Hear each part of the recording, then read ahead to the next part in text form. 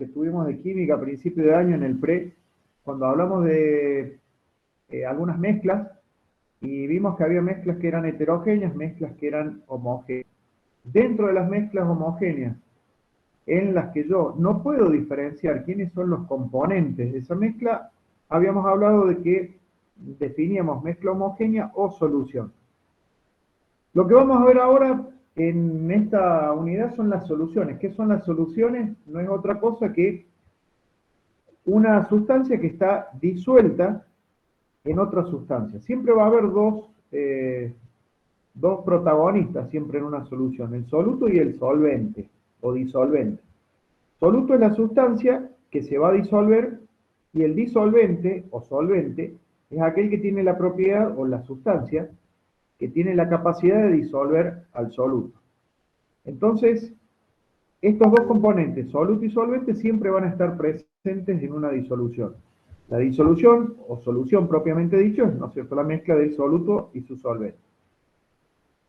¿Qué es lo que puede existir siempre? Una cantidad mayor de disolvente y una cantidad del menor que siempre va a ser en soluto. Entonces siempre el soluto va a ser el que está en menor cantidad y el disolvente va a ser el que está en mayor cantidad. ¿Qué pasa? Que a veces el soluto y el solvente no siempre comparten el mismo estado físico o se encuentra en la misma naturaleza esta sustancia. Entonces se generan distintos tipos de disolución. Las disoluciones que tenemos, podemos tener una disolución sólido-líquido, quiere decir que el sólido es el soluto, el líquido va a ser el solvente. Tenemos un ejemplo, azúcar y agua, ¿no es cierto? El azúcar sería el soluto y el agua va a ser el disolvente. Generalmente los disolventes siempre son el agua o el alcohol, porque hay algunas sustancias que se disuelven mejor en agua y hay otras sustancias que se disuelven mejor en alcohol. Otro tipo de disoluciones que ustedes pueden encontrar es una disolución líquido-líquido. ¿Qué quiere decir? Que tanto soluto y solvente, los dos se encuentran en estado líquido, pero va a haber alguien que está en menor proporción, que va a ser el soluto, y alguien que va a estar en mayor proporción, que va a ser el disolvente. Ejemplo, una mezcla de alcohol y agua, una parte de alcohol, dos partes de agua, y vamos a tener una disolución o una solución que tiene agua y alcohol, una solución de alcohol.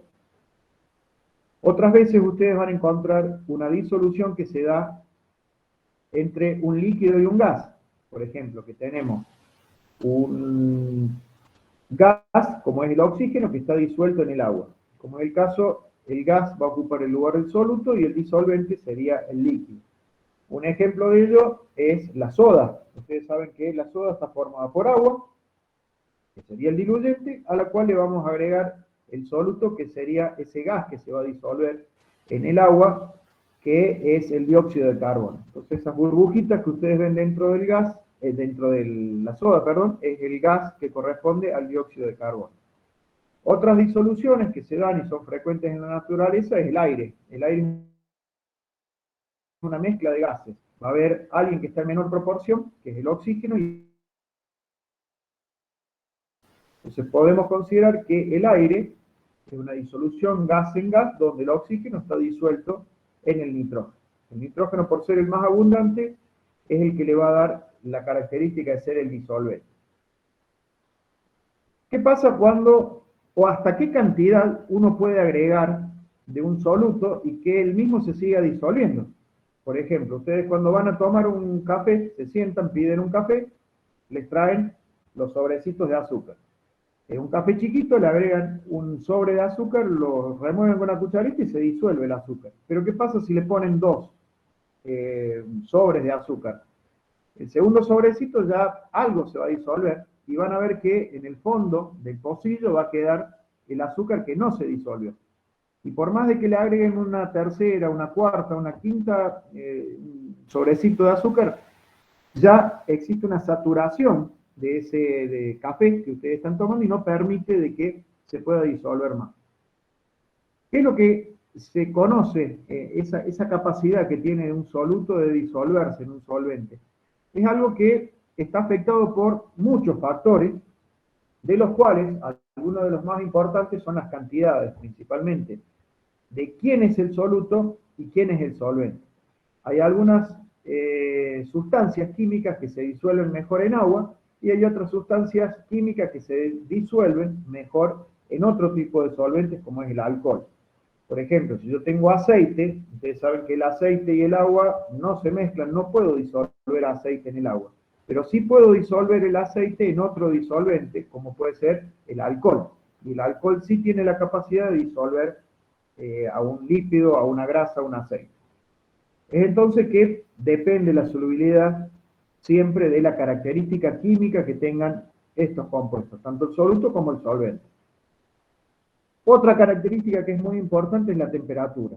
Ustedes saben que, bien, hagan la experiencia si quieren, tienen un vaso con agua fría, un vaso con agua caliente, ponen una cucharada de azúcar en los dos, y cuando remuevan van a ver que donde es el agua caliente, donde tienen el agua caliente, se va a solubilizar. Esto es porque la temperatura está asociada con la solubilidad. O sea, mayor temperatura va a haber mayor solubilidad de un determinado compuesto. Entonces, el cambio en la temperatura, aumentar la temperatura, provoca de que esto lleve a que haya un aumento en la solubilidad de esa sustancia, lo que yo estoy disolviendo. Acá hacemos mención ahora a una característica que tienen todas las soluciones que van a ustedes a encontrar y van a trabajar muchísimo dentro de la enfermería, que es la concentración de una solución. ¿A qué se refiere uno cuando habla de una concentración? Uno habla de una concentración cuando trata de establecer la relación que existe entre el soluto y el solvente, o sea, qué cantidad de uno en proporción a la cantidad del otro.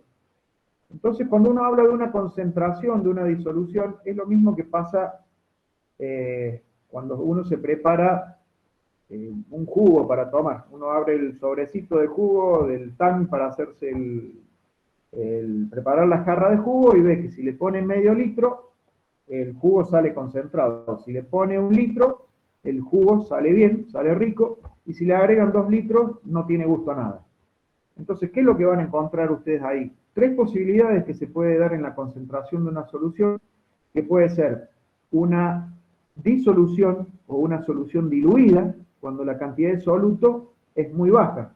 ¿Qué quiere decir? Por ejemplo, si el sobrecito de jugo, ustedes lo hubieran disuelto en 2 litros de agua, les va a quedar algo que está diluido. Una disolución concentrada es donde hay una distribución acorde entre la cantidad de soluto y solvente, ejemplo, un sobre en 1 litro. Y una disolución saturada es, por ejemplo, si ponen 2, 3 o 4 sobres en 1 litro de agua, ustedes van a ver que ya, por más de que le sigan agregando sobrecitos de jugo, ya no se va a disolver más. O sea que ya se ha alcanzado la saturación o la capacidad máxima para que esa sustancia se pueda disolver. Todo esto habla de lo que es la concentración de una disolución, que eso es importante que nosotros lo expresemos en distintos tipos de unidades. Las unidades en las que yo puedo expresar una disolución van a ver o tienen que ver con lo que yo estoy relacionando, y acá aparece una fracción donde va a tener un numerador y un denominador. Cuando eso vaya cambiando, me va cambiando las unidades de concentración. Entonces, vamos a empezar con una unidad de concentración que es la concentración gramos por litro. ¿Qué quiere decir la concentración gramos por litro? Establece una relación entre el peso del soluto, que va a estar expresado en gramos, la cantidad de soluto expresado en gramos, sobre, y abajo vamos a tener una unidad de volumen. En este caso, como es gramos por litro, sería por litro de la disolución.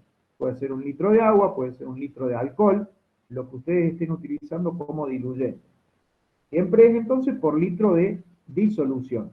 O sea que sería el litro de el soluto más el solvente. ¿Cómo prepararían ustedes algo que está en una concentración gramos por litro? Por ejemplo, si usted le dice 2 gramos por litro, ¿qué serían? Bueno, en un envase que está vacío, agregan 2 gramos de un determinado soluto, pues, y completan hasta los 2 litros, o hasta la marca donde indicaría esa botella, que están los 2 litros del volumen que ustedes están midiendo. ¿Por qué es importante esto? Porque tenemos que considerar el volumen que va a ocupar la sal, que ya va a estar presente en la disolución, más el volumen del agua. Y a eso lo vamos a llevar al nivel donde justo estaría midiendo la cantidad de agua, el litro de agua que yo tengo que hacer esta relación en esta unidad de medida, que es gramos por litro de disolución. Entonces hay que tener en cuenta que todo esto es por litro de disolución, entonces esto sería en una botella donde va a entrar la cantidad de agua hasta llegar al nivel donde me está marcando un litro. ¿eh? Tienen acá un ejemplo, este ejemplo después lo vamos a desarrollar la clase que viene. No vamos a hacer nada práctico hoy, por eso hoy va a ser una clase muy corta, porque esto explicarlo acá no sirve. Lo mejor es hacer el dibujo en el pizarrón, hacer los cálculos en el pizarrón. Todo esto que son los problemas de concentración o todos los problemas de concentración que van a ver en los parciales, en los finales, son todas reglas de 3. O sea, todo se calcula en base a reglas de 3. Entonces, lo único que tenemos que tener en claro es acordarnos cómo se plantean las reglas de 3. Acá nosotros vamos a estar relacionando de un lado gramos, del otro lado de la rayita de la regla de 3 van a estar los litros. Entonces, si de un lado van los gramos, del otro lado van los litros, no hay que mezclar. No hay que poner peras y mezclarlas con manzanas, no. Las peras de un lado, las manzanas del otro, lo mismo va a pasar acá con las unidades que me expresan cantidad en gramos con las unidades que están expresadas en volumen. Entonces, todo eso es lo que ustedes tienen que encontrar y ordenar cuando hacen una regla de 3 para hacer cálculo de concentración. Otra unidad que vamos a ver, con esto ya nos quedan estas 2 unidades, terminamos lo que es la teoría para que ya el miércoles que viene nos dediquemos un breve repaso que vamos a hacer de lo que vimos hoy en la teoría, pero ya hacer ejercicios, porque esto es más práctico que teórico. Ustedes van a utilizar mucho esta regla de 3 para calcular las dosis que ustedes van a administrar cuando les toca administrar un fármaco, cuando tengan que hacer una regla de 3 para calcular la cantidad de sustancia que tienen que inyectar en un sachet de suero que tiene 500 mililitros de solución fisiológica. Bueno, todas esas reglas de 3 ayuda esto que aprendemos en química, que es este cálculo, para que a ustedes les resulte mucho más fácil y un solo razonamiento ustedes ya se den cuenta de qué cantidad necesitan de un determinado medicamento para poner en el suero del paciente para poder cumplimentar la dosis del fármaco que les ha indicado el médico. De esa manera cumplir con la rutina de administración de un fármaco. Esto es algo que lo van a hacer todos los días de su vida cuando trabajen en la enfermería, que es medicar. Volvamos entonces a lo que es la segunda unidad de medida que vamos a ver de concentración de una solución. Esta unidad se denomina molaridad. La molaridad utiliza una unidad que ustedes vieron, que es el mol, que se acuerdan, el mol es una determinada cantidad de sustancia. Es una forma de expresar una cantidad medible de sustancia. Entonces, si yo le digo cuánto es un mol, o cuánto pesa un mol de cloruro de sodio, que es la sal, cloruro de sodio, ustedes primero tienen que buscar cuál era la fórmula del cloruro de sodio. Un sodio, un cloro. ¿Cuánto pesa un sodio? ¿Cuánto pesa un cloro? Sumo esos dos pesos atómicos. Ahora, como estoy hablando de moles, no voy a hablar de UMA, sino que voy a hablar de gramos. Entonces, esa cantidad de gramos de cloruro de sodio es lo que yo defino como un mol. En la molaridad, la relación que yo voy a establecer, o la unidad de medida de concentración que yo voy a establecer, es el número de moles de soluto por litro de disolución. ¿Qué quiere decir? Que si un mol de cloruro de sodio pesa 35 más 23, 65, ¿cuánto es? 58. 58 gramos de cloruro de sodio es igual a un mol de cloruro de sodio. Y si está eso disuelto en un litro, yo digo que la concentración es 1 molar. ¿Qué quiere decir 1 molar? Que hay 1 mol de cloruro de sodio disuelto en 1 litro de disolución. ¿De qué va a variar esto? Todo esto va a variar de la fórmula química de cada compuesto, porque 1 mol de cloruro de sodio no es lo mismo que 1 mol de sulfato de aluminio. Cada uno tiene su fórmula, cada uno tiene su peso, y 1 mol de uno pesa tanto, 1 mol del otro va a pesar otro tanto. Lo que sí la unidad nunca va a cambiar, que es moles por litro. El último que van a ver, la última unidad que vamos a ver se denomina tanto por ciento en peso. O sea que es la unidad en donde se va a expresar en forma porcentual, o sea que va a estar en relación a 100, pero como estoy hablando de peso, van a ser en relación de ¿qué? De 100 gramos de disolución. Entonces, ¿qué tengo yo en esta relación en el tanto por ciento en peso? O el porcentaje peso en peso se puede llamar también. Tengo gramos de soluto en relación a 100 gramos de solvente, de esa disolución. O sea, 100 gramos de solución. Entonces, ¿qué voy a tener? A lo mejor 3 gramos de soluto por 100 gramos de solución. O sea que una solución 3%, en este caso de peso en peso, ustedes van a decir, sí, son 3 gramos cada 100 gramos de la solución. Entonces establecen una relación donde el numerador y el denominador están expresados en gramos. Acá lo que tienen que acordarse, el numerador está expresado en 100 gramos, porque es porcentual. O sea que cada 100 hay tantos gramos de soluto. Esto que ustedes vieron entonces, la forma que yo tengo que, o qué es lo que relaciona la concentración de una solución, y bueno, es la cantidad de soluto en proporción a la cantidad de la disolución. O sea, qué cantidad tengo del soluto dentro de esa solución, dentro de esa mezcla homogénea que uno ha hecho la relación. El otro tipo de relación, la expresión que yo siempre voy a estar usando son siempre gramos disueltos en, y ahí acuérdense que puede ser gramos expresados en una unidad de volumen, gramos que pueden estar expresados por litro, siempre la relación gramos en gramos, gramo por unidad de volumen, y la otra que habíamos visto, la molaridad, que ahí ya no son gramos, sino que está representado en número de moles, o sea, una X cantidad de disolución. Esto es toda la teoría, todo lo que vamos a ver. Ustedes van a encontrar estos ejercicios que están acá, el ejercicio 2, 3, 4, que están expuestos acá. Estos los vamos a resolver allá. ¿Por qué es importante que los resolvamos allá? Porque yo quiero que todos lleguemos al mismo razonamiento, a la misma forma en la que ustedes van a tener que enfrentar estos ejercicios, a manera de que la regla de 3 que tengan que hacer para hacer el cálculo de esto, todos la hayan practicado alguna vez.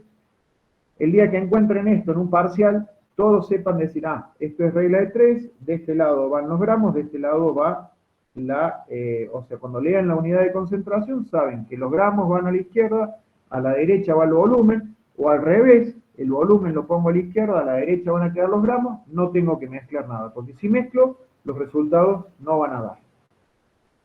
Todos estos ejercicios, recuerden, la clase que viene lo vamos a resolver allá, lleven papel y lápiz porque vamos a hacer muchos, si quieren llevarse una calculadora para hacer los cálculos, también es bienvenido eso, y más que nada vamos a necesitar los que la tengan, si no comparten con el compañero la tabla periódica, porque vamos a tener que buscar el peso de algunas sustancias para calcular molaridades, en el caso de que nos pidan esos cálculos. Esta es la teoría que tenía para hoy, para desarrollar. Si alguien tiene alguna duda o le ha quedado algo que no entendió, activa el micrófono, pregunta. Lo que sí, antes de que se retiren, me anotan todos los nombres en el chat, todos los que están presentes, antes de retirarse, nombre y apellido. Así ya con eso yo voy armando la lista de asistencia de hoy. Profe, ¿le puedo hacer una consulta? Te escucho. En el parcial de usted el miércoles que viene, No, no, no, no. Es en julio. Ah, bien, bien, perdón, estaba un poco 6 de perdida. julio. No, no, no mezclen fechas porque esto es en julio. Es antes de que termine el cursado, la última semana de clase de este semestre. Ah, bien, gracias. El último miércoles. El recuperatorio ya va a quedar después de las vacaciones. Profe, yo le hago una consulta. ¿Podemos Sí, ir resolviendo los prácticos que están en la plataforma ya hasta sí, sí, el había el trabajo punto 8? 1 hoy, el 8. Hay un error. Me marcaron los chicos del A recién eh, cuando empezamos que en uno, cuando ustedes le preguntan qué es una solución concentrada y le ponen verdadero, les sale como que está mal corregido. Es algo que está mal cargado en la plataforma. Puede que me haya equivocado y la opción correcta era verdadero y a ustedes le corrige como que hubiera sido falsa y les va a poner mal.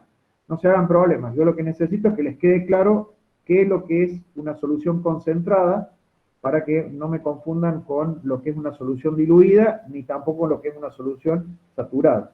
Eso lo vimos hoy en la teoría, lo van a encontrar ahora en el práctico para hacer, pero bueno, si les sale mal ese error, es un error de que cargue mal yo cuando programe el verdadero o falso, pero bueno, no se hagan problemas. Lo que sí necesito es que les quede a ustedes claro el concepto.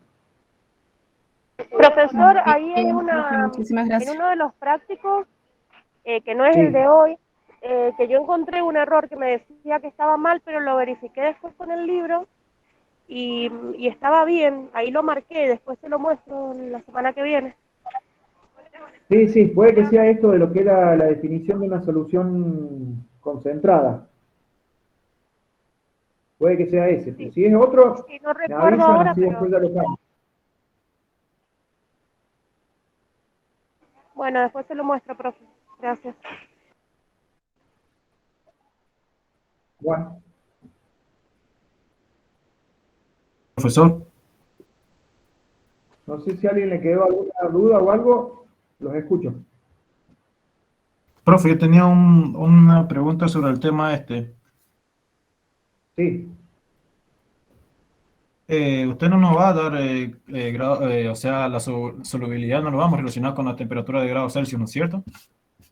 no, no, no, no, no. Prueba o sea, no vamos a ver ni coeficiente de solubilidad, ni ejercicios para medir quién es más soluble o no, o si una sustancia es soluble o no de acuerdo a la temperatura. Son conceptos teóricos que tienen que ver ustedes, tienen que saber que la solubilidad está afectada por la temperatura. En la mayoría de los compuestos químicos, aumentando la temperatura, aumenta la solubilidad. No es una regla eso, porque hay algunos que aunque le aumente la temperatura no se disuelven nunca. Pero no van a tener ejercicio sobre eso, solo ejercicio de cálculo de concentraciones, bueno, o resolver o calcular la cantidad de moles que hay disueltos en, y bueno, todo tiene que ver con eso que vamos a ver la semana que viene. Bueno, profe, gracias.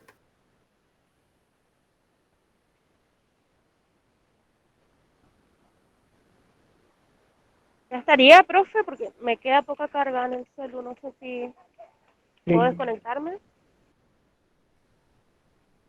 El, sí, sí, el que tenga, yo ya terminé la clase, solamente el que tenía alguna duda me preguntaba. El resto, pongan el presente, acuérdense, así les queda sentado.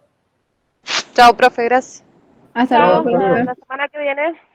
Profe, ¿usted va a dar algún modelo de examen? No, lo vamos a resolver porque van a ser verdadero o falso, preguntas de selección múltiple y algunas a desarrollo. Los problemas generalmente que van a tener que, si tienen que hacer un cálculo o algo, lo van a hacer en la misma hoja.